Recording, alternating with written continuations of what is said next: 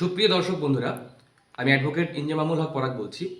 আপনারা একটা বিষয় নিয়ে প্রচুর প্রশ্ন করেছেন যে যাদের জন্ম সার্টিফিকেট হয়নি বা যারা জন্ম সার্টিফিকেট করতে পারেননি তাদের সকলের জন্য বিস্তারিত এই ভিডিওতে থাকছে।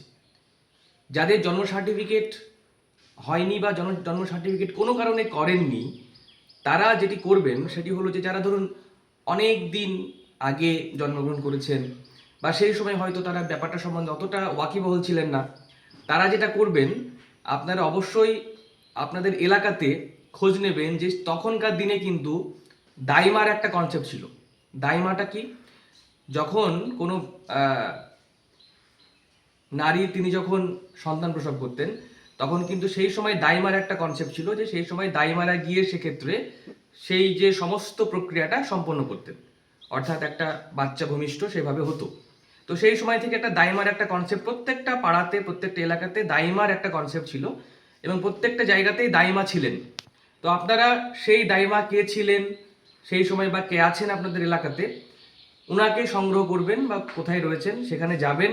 সেখানে গিয়ে অবশ্যই সেই দাইমার কাছ থেকে একটা সার্টিফিকেট নেবেন।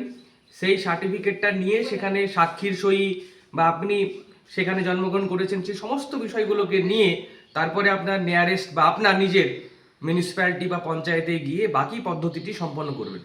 তাই একটা বিষয় বলে রাখি যে সেই সময় যদি আপনারা হসপিটালে যদি আপনাদের জন্মগ্রহণ না হয় তাহলে খুব স্বাভাবিকভাবেই আপনাদের হসপিটালে কোনো রেকর্ড থাকবে না। তখন কিন্তু অবশ্যই আপনার এলাকাতে যে দাইমা রয়েছেন, কে রয়েছেন দাইমা বা সেই সময় কে ছিলেন সেটি আপনারা খুঁজে বের করুন। তারপরে ওনার কাছ থেকে একটা সার্টিফিকেট নিন।